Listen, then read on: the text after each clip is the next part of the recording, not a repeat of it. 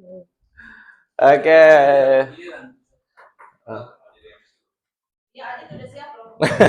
Oke, baik Bapak Ibu, selamat datang di kegiatan diseminasi budaya positif sekolah di SMA Negeri 99 Jakarta ya Bapak Ibu.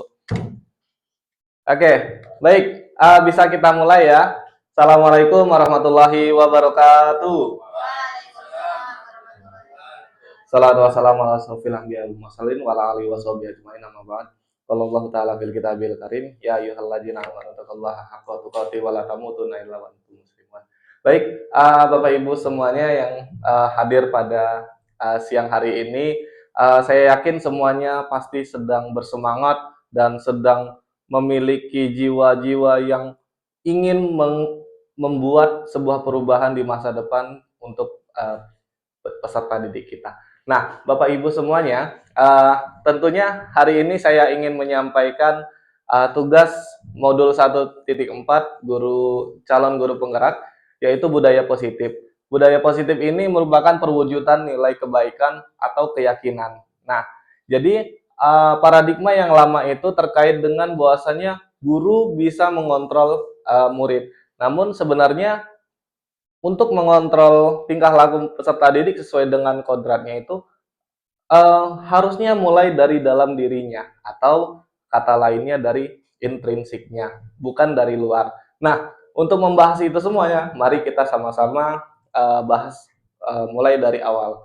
Oke, sebelumnya perkenalan diri dulu, Bapak Ibu. Saya di sini sebagai calon guru penggerak angkatan 11 Jakarta Timur dengan Ibu Dwi Masita sebagai pengajar praktik. Yang kedua, fasilitatornya dari Ibu Siti dari Balai Besar Guru Penggerak Provinsi Daerah Istimewa Yogyakarta. Nah, Bapak Ibu, uh, pertama-tama yang ingin kita uh, ketahui bersama ya. Jadi budaya positif itu sebenarnya dimulai dari apa namanya ke keresahan-keresahan seperti itu. Nah, keresahan murid ini yang pengen kita ubah dari yang namanya motivasi mereka harus dihukum, kemudian butuh reward dan sebagainya. Nah, hari ini kita akan berbicara tentang apa namanya peserta didik itu dimulai dari motivasi intrinsik mereka. Nah, bagaimana untuk melatihnya, Bapak Ibu? Yang harus kita pahami bersama yaitu eh, kita akan mencoba untuk memulai sebuah budaya positif. Yang kedua yaitu menumbuhkan motivasi internal mereka. Kemudian yang ketiga yaitu menciptakan suasana pembelajaran yang menyenangkan dan mengasyikkan. Nah, Bapak Ibu, uh, tujuan kegiatan ini yaitu yang pertama menyebarkan budaya positif kepada rekan-rekan guru yang saya lakukan hari ini, yaitu yang kedua yaitu membuat keyakinan kelas, dan yang terakhir adalah terlibat aktif di dalam uh, proses menumbuhkan karakter profil pelajar Pancasila. Oke, baik Bapak Ibu, tolak ukurnya yang kedua yaitu yang ada 4, yaitu pertama menyusun, kemudian merangkai, dan menyepakati dan terlibat aktif. Jadi dalam rangka menyusun ini partisipasi murid atau peserta didik itu sangat dibutuhkan. Kemudian dirangkai oleh Bapak Ibu guru dan kita sepakati bersama dan semuanya mengikuti kesepakatan kelas yang sudah dibuat seperti itu. Ya, baik Bapak Ibu. Sebelum kita mulai, saya ingin ya selamat datang Pak Aseng. Ya, sebelum daripada itu Bapak Ibu, saya ingin kita ini dulu ya Bapak Ibu melihat posisi kontrol apa namanya posisi kontrol dari guru seperti itu. Sebenarnya posisi kontrol itu ada 5 Bapak Ibu. Nah, sebelumnya pernah mendengar posisi kontrol Bapak Ibu? Belum ya? Nah, oke. Mari sama-sama kita menonton dulu ya Bapak Ibu ya.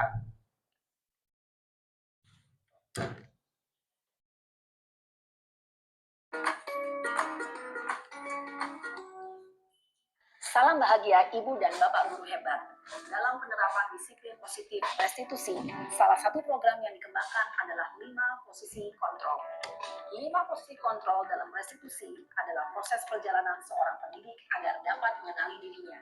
Pada video kali ini, kita akan membahas tentang 5 posisi kontrol yang dikembangkan oleh Diane Goshen dan contoh penerapannya.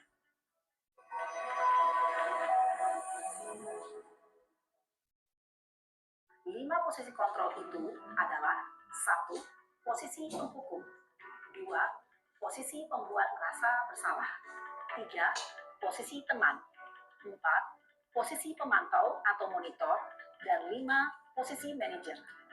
Untuk lebih memahami kelima posisi tersebut, mari kita saksikan kasus Naren yang terlambat hadir 20 menit di sekolah dan melihat bagaimana kelima posisi kontrol dalam menghadapi masalah tersebut.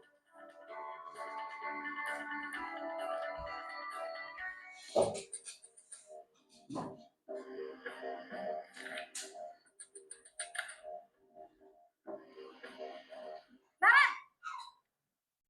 Sini kamu! Selamat pagi, Bu. Selalu terlambat. Kamu deh, pasti terlambat. Maaf, Bu. Saya... Apa? Apa coba? Alasan kamu apa lagi? Kapan sih kamu tidak terlambat? Malas sekali ya kamu jadi anak. Saya... Dasar pemalas. Gak kapok-kapok sih kamu. Sudah berapa kali terlambat? Sana, kamu keliling lapangan basket 2 kali. Kenapa saya harus keliling lapangan basket, Bu? Kenapa? Kamu melawan ibu. Berani-beraninya jawab. Sudah terlambat, masih berani jawab pula. Sekarang, keliling lapangan basket 5 kali sekalian. Biar kapok. Cepat. Pergi sana ke lapangan basket. Iya, Bapak Ibu, dari posisi kontrol ini kira-kira dalam diri kita pernah nggak ngerasa seperti itu? Nggak ya, pernah ya. Oke. Nah, selanjutnya yang kedua yaitu posisi kontrol sebagai penghukum. Menghardik, menunjuk-nunjuk, menyakiti, dan menyindir. Hukuman bisa berupa fisik maupun psikis. Ibu dan Bapak Guru hebat. Dampak yang terjadi pada murid ketika guru berada pada posisi penghukum adalah murid cenderung akan memberontak, bahkan menyimpan dendam. Nah, yang kedua, Bapak Ibu, ini ada posisi membuat rasa bersalah.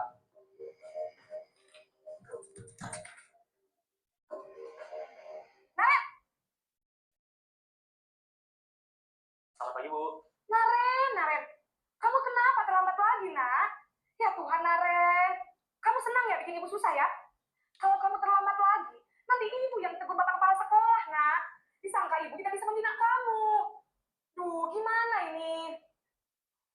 Maaf, Bu. Duh, Gusti Naren, kamu suka ya kalau ibu tegur bapak kepala sekolah? Terus, sekarang ibu harus tulis apa yang di buku absen? Ini kamu sudah sering terlambat loh. Ibu harus apa coba? Maaf, Bu. Maaf sekali. Ya sudah, lain kali jangan bikin ibu susah lagi anak ya. Ibu tidak akan kuat lagi kalau kamu begini terus. Bisa jantungan kalau ibu ditegur bapak kepala sekolah. Sana cepat ke kelas. Maaf ya, Bu. Maaf sekali. Posisi pembuat rasa bersalah berbicara dengan nada tenang, cenderung lembut. Namun kata-kata yang diutarakan membuat murid merasa menjadi orang yang gagal. Memandang buruk dirinya sendiri, merasa tidak berharga, dan tidak sanggup membahagiakan orang lain. Ketika guru mengambil posisi pembuat rasa bersalah, murid akan menganggap dirinya yang bersalah dan ia akan menyimpan emosi negatif tersebut di dalam dirinya. Nah, selanjutnya yang ketiga ini Bapak Ibu posisinya sebagai teman.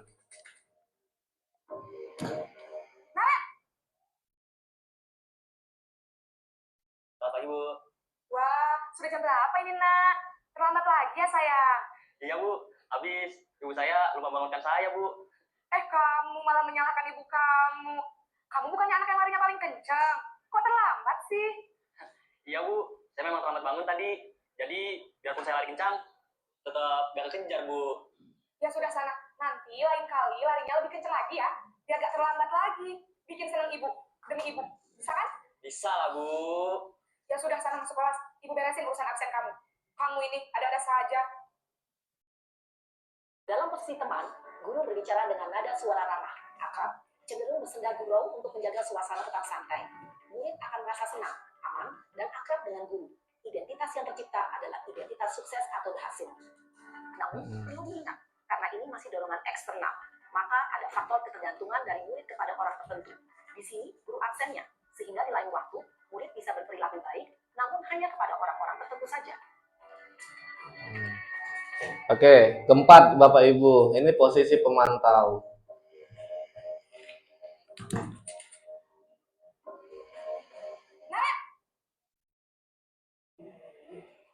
Selamat pagi, Bu. Aduh, dipanggil lagi. Kita harus di sekolah jam 7, Bu. Iya betul, sekarang sudah jam 7.20. Kalian sudah tahu konsekuensinya jika terlambat hadir? Paham, Bu. Saya harus tinggal kelas pas jam istirahat selama 20 menit. Iya benar, konsekuensinya demikian. Jadi nanti jam 9.30, pas istirahat, kamu harus tinggal di kelas, kerjakan tugas tambahan untuk ketertinggalan kamu, ya? Baik, Bu. Posisi pemantau mengandalkan penghitungan atau data untuk mengontrol murid. Guru mengarahkan murid berdasarkan peraturan dan konsekuensi. Seorang pemantau menunjukkan bahasa tubuh dan ekspresi wajah yang datar dan cenderung formal.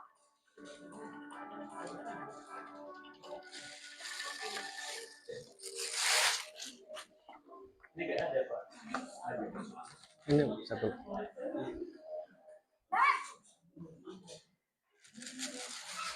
Selamat pagi, Bu.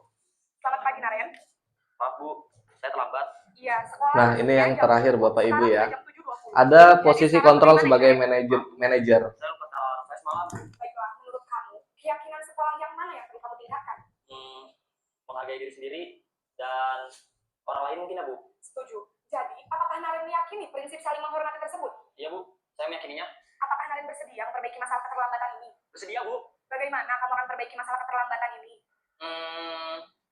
Saya akan coba untuk tidak lupa menyetel alarm saya, Bu. Baik, kalau Naren lupa menyetel alarm di rumah, ada orang yang kira-kira bisa bantu mengingatkan tidak? Ada, Bu. Kakak saya, Kak Emma.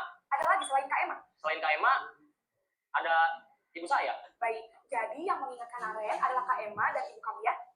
Kira-kira akan mulai setel alarm kapan nih, Naren? Setelah pulang sekolah, akan segera saya lakukan.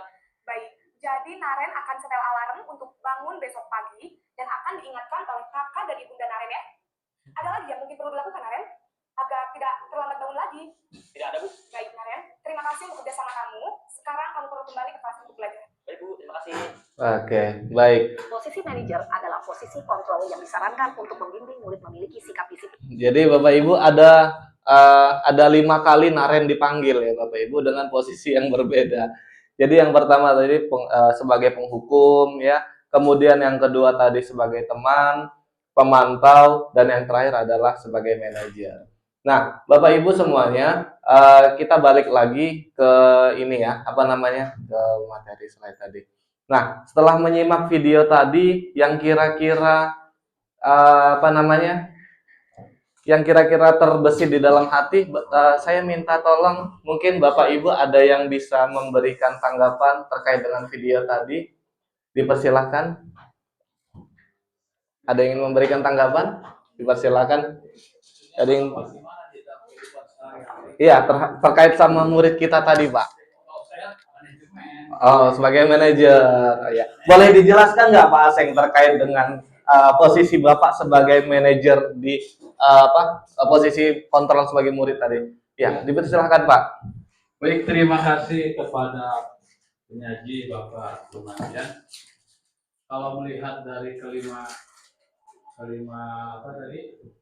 Posisi kontrol. posisi kontrol yang disajikan untuk sekarang ini memang yang lebih ideal sebagai guru adalah posisi sebagai manajemen ya. Iya. Manajer. Kenapa? Karena kondisi sekarang ini dibutuhkan siswa yang menemukan faktor kesalahannya, kemudian dia juga bisa menjawab apa yang sebagai bentuk kesalahannya. Iya. Nah, kalau dari kelima aspek tadi, memang yang lebih ideal sekarang ini yang ya. Itu mungkin menurut saya. Itu seperti itu. Baik, terima kasih Pak Aseng atas masukannya, luar biasa.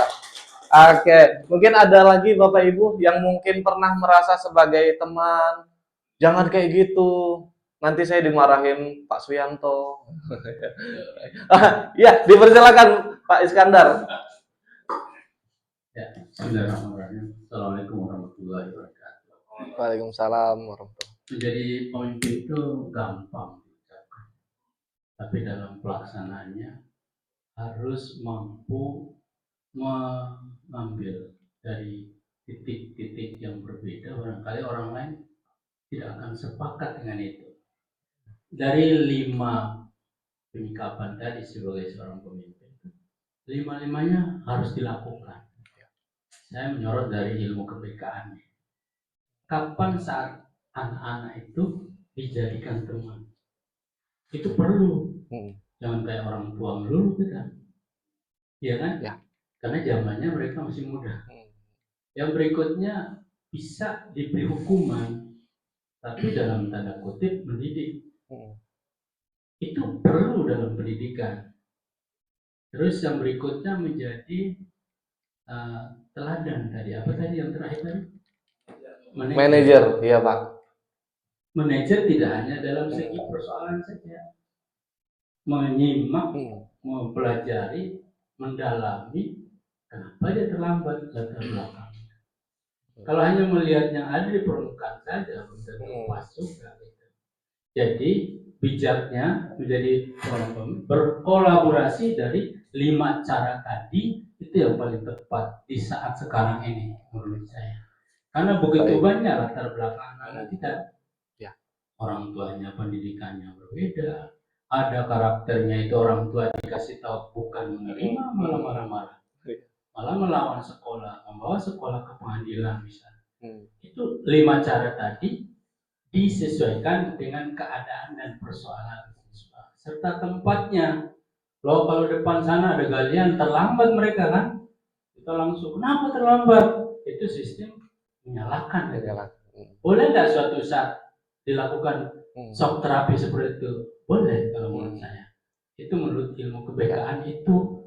Jadi pandai-pandai menyikapi persoalan yang ada. Si A dan si B sebagai seorang siswa belum tentu diperlakukan sama, hasilnya sama. Itu kata kuncinya. Terima kasih. Terima kasih, tepuk tangan dulu untuk Pak Iskandar. Oke, baik Bapak Ibu. Alhamdulillah ya, sepertinya apa yang kita pelajari untuk awal-awal ini, saya rasa untuk 5 posisi kontrol guru ini kita sudah mulai memahaminya ya. Baik Bapak Ibu. Oke, kita selanjutnya yaitu ice breaking terlebih dahulu ya Bapak Ibu. Nah, jadi Bapak Ibu, saya minta kita bernyanyi Potong Bebek Angsa. Ya. Ya, Potong Bebek Angsa, tapi ini sambil berjalan ya Bapak Ibu ya. Jadi sambil berjalan, siapa yang terakhir dapat botol ini di lagunya sudah terakhir, dia maju ke depan. Bisa ya Bapak Ibu ya. Oke, mari kita sama-sama kita bernyanyi sambil bertepuk tangan. 3, 2, 1. Potong bebek angsa masa dikuali, kita dansa 4 kali, sorong ke kiri, sorong ke kanan, la la la la la la la la la la la yeah. Oke, baik Pak John ya. Cukup Pak John. Sudah cukup sekali aja ya Pak John ya. Jangan diminum tapi ya. Oke. Nah, selanjutnya yang kedua, saya pengen Bapak Ibu mencari pasangan teman di sampingnya. Oke. Sekarang saya pengen Bapak Ibu ya, tolong dilihat temannya. Ya, tolong lihat temannya yang di samping. Tatap dia dan ya, tatap dia dengan ya, senyumnya 30 detik ya. Bisa ya Bapak Ibu ya. Oke. 30 detik ya. Oke. Cukup 15 detik aja, 15 detik. Oke, baik. Senyum jangan terpotong. Oke. Bisa dimulai dari sekarang ya. 3, 2, 1, senyum. Ya. Oke. Oke, sudah disenyumin Bapak Ibu. Sudah. Kemudian tepuk pundaknya. Ya. Hai kawan, gitu. Sebutin, hai kawanku. Semoga hari ini kita semakin bahagia. Semoga kita dan kita sama-sama berbahagia. Ya, oke. Baik, lanjut ya Bapak Ibu ya. Kita masuk ke materi selanjutnya. Nah, saya minta satu orang dari mungkin pertanyaan pertama itu mencatat 100 kali di dalam buku kalimat saya tidak terlambat karena terlambat itu merupakan konsekuensi. Benar atau salah? Jadi kita berbicara tentang hukuman atau konsekuensi. Nah, di pertanyaan yang pertama ini mencatat 100 kali saya tidak terlambat. Apakah itu konsekuensi? Saya minta Pak Adit boleh? Pakai mic Pak, boleh Pak? Ya. Konsekuensi, benar atau salah Pak? Itu aja jawabannya, benar atau salah? Salah. Salah. Oke, baik. Selanjutnya, lari mengelilingi lapangan basket 2 kali karena terlambat 10 menit di pelajaran PJOK. Ibu Mita, benar atau salah? Salah. Oke. Selanjutnya, menggantikan kertas tugas teman yang dicoret-coret saat jam project di kelasnya, di kelas teman lainnya, itu merupakan konsekuensi. Pak Danu, benar atau salah? Benar. Oke. Kita lihat jawabannya bersama-sama Bapak Ibu. 3, 2, 1, teng neng. Ya. Jadi Bapak Ibu mencatat 100 kali itu merupakan karena terlambat itu merupakan konsekuensi, ya. Kemudian lari mengelilingi lapangan itu hukuman bukan, tapi itu adalah konsekuensi. Dan yang terakhir, menggantikan kertas tugas temannya yang dicoret-coret itu adalah konsekuensi. Nah, selanjutnya membersihkan tumpahan air di meja tulis karena tersenggol pada saat belajar. Itu hukuman. Benar atau salah Intan? Benar atau salah? Salah. Oke, lanjut. Kehilangan 10 menit istirahat untuk mengerjakan tugas karena terlambat datang. Apakah itu konsekuensi? Benar atau salah? Ya, Khairun. Salah atau benar? Salah. Oke. Terakhir, Pak Yatman. Pak Yatman, membersihkan toilet karena mematahkan pensil temannya, hukuman. Benar atau salah? Benar. Oke, kita lihat. Iya, betul sekali ya Bapak Ibu. Karena membersihkan tumpahan air saat temannya sedang belajar itu merupakan konsekuensi. Nah, Bapak Ibu, untuk berbicara tentang hukuman atau konsekuensi, mari sama-sama kita lihat slide selanjutnya. Yang harus kita pahami bersama yaitu Bapak Ibu, kebutuhan dasar manusia. Murid kita manusia atau bukan Bapak Ibu? Manusia, ya. Mereka juga pasti memiliki 5 dasar kebutuhannya. Yang pertama yaitu rasa cinta dan diterima. Yang kedua, kebebasan. Yang ketiga, bertahan hidup. Keempat, kesenangan, dan yang terakhir adalah penguasaan atau pengakuan. Ketika Bapak Ibu melihat ada anak murid kita tiba-tiba ngambil makan bekal gitu ya, temennya yang lain gitu, tapi dia nggak ada bekal, itu termasuk apa Bapak Ibu? Kebutuhan dasarnya, bertahan hidup, fisiologis, dia nggak dapat bekal. Kemudian rasa cinta dan diterima, pengen diterima ya. Kemudian juga kebebasan. Ada juga anak-anak kita contohnya seperti ini Bapak Ibu. Pengen dia nggak mau ke sekolah karena di sekolah terlalu banyak tugas. Itu termasuk apa Bapak Ibu? Kebutuhan akan kebebasan. Jadi dia butuh bebas, nggak mau saya pengen nggak mau. Saya nggak mau ke sekolah karena tugasnya banyak banget. Saya pengen bebas, saya main ke puncak Bogor, ngelihat warpat lagi digusur. Wah, gitu ya, Bapak Ibu ya. Kemudian Bapak Ibu ada juga anak-anak kita yang butuh validasi. Gue yang terkuat, gue yang paling keren, gue paling gagah. bijaksana, mempesona, cetar membahana. Luar biasa ya. Nah, jadi dia anak Bapak Ibu, dia butuh yang namanya pengakuan di teman-temannya ya. Gua yang paling paling gitu ya. Pokoknya si paling gagah, pengen diakuin, dia yang paling berkuasa. Di situ, Bu. Lu tahu nggak di Bulak Rangin itu depan Indomaret sampai Alfamart itu gue yang pegang. Tukang parkir ya. Gitu ya. Jadi Bapak Ibu dia butuh pengakuan atas apa yang dia capai. Itulah kebutuhan dasar manusia. Nah, yang kedua yang harus kita pahami juga dalam membentuk motivasi atau budaya positif di sekolah, kita harus membuat keyakinan kelas. Nah, keyakinan kelas ini dibuat dari kalimat negatif menuju kalimat positif. Kalimat negatif jangan mengejek, kemudian membuat keributan antara sesama teman, warga sekolah di jam pelajaran. Kita geser paradigmanya dari kalimat jangan atau tidak menjadi kalimat saling menghormati dan menyayangi. Nah, jadi Bapak Ibu, tantangan kita ketika membuat sebuah keyakinan kelas pada peserta didik yaitu adalah menumbuhkan motivasi intrinsik mereka dari motivasi ekstrinsik atau motivasi mereka untuk mematuhi peraturan itu supaya berasal dari dalam diri, bukan dari hukuman, bukan dari imbalan, atau karena menghindari ketidaknyamanan mereka di kelas.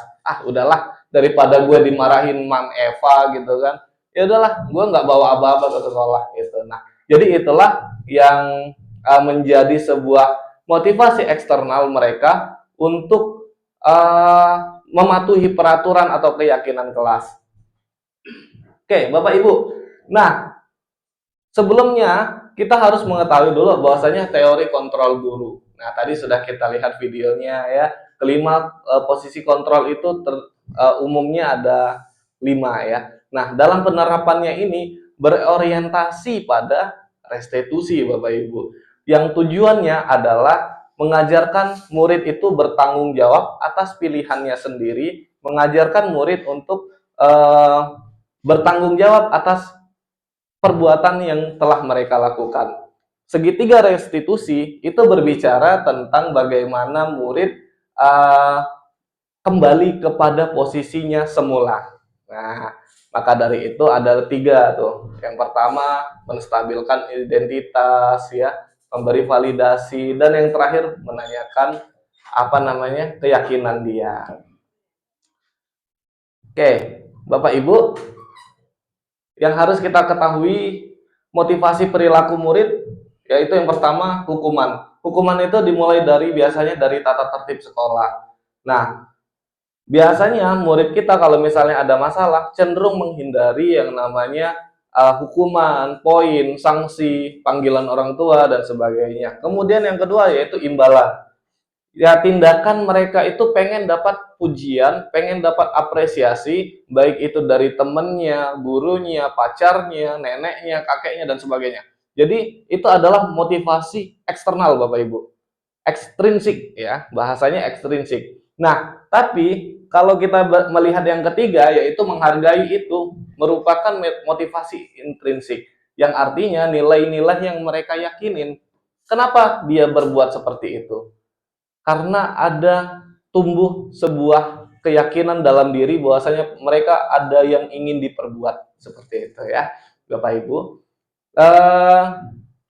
Dan ini, nah, yang harus kita pahami bersama Bapak Ibu ya. Jadi ada 5 posisi kontrol guru: penghukum, pembuat berasa bersalah, teman, pemantau, dan manajer. Nah, kata-katanya kurang lebih seperti ini ya Bapak Ibu ya. Kalau kamu tidak melakukan, saya akan hukum kamu. Itu penghukum. Kalau misal pembuat orang bersalah, kamu sudah mengecewakan Bapak Ibu. Saya udah nggak percaya lagi sama kamu, pembuat orang bersalah.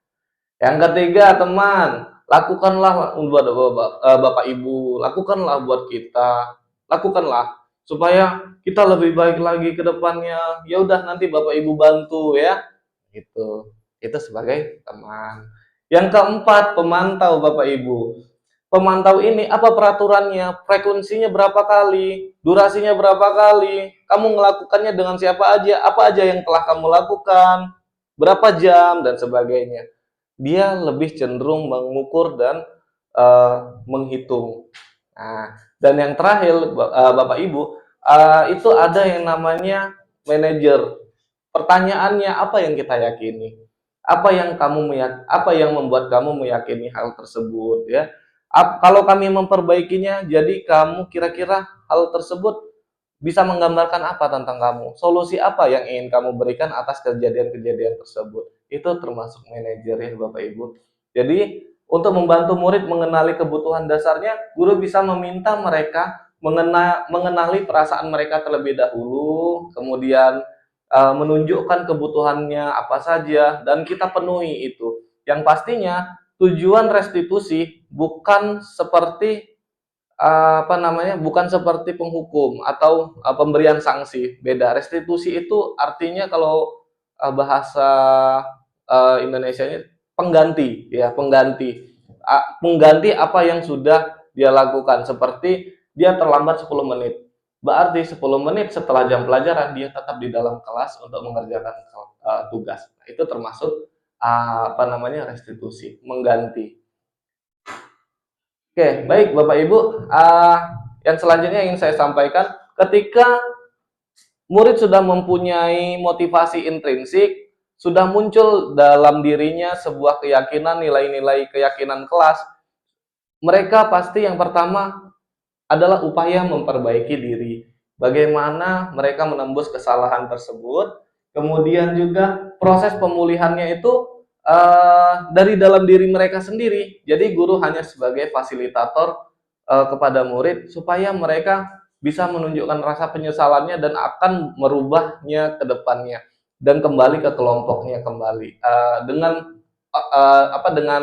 cara yang baru seperti itu. Yang kedua yaitu menuntun murid. Artinya proses ini melihat ketidakselarasaan antara tindakan murid yang berbuat salah dan keyakinan tentang orang seperti apa yang ingin mereka inginkan. Nah, disitulah posisi kita sebagai penuntun juga kepada murid untuk mencapai kodratnya.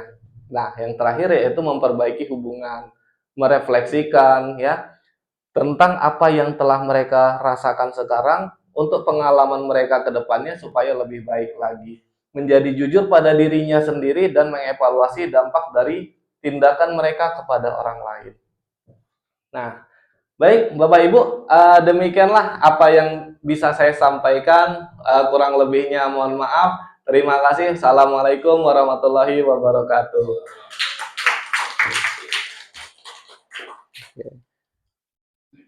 Udah.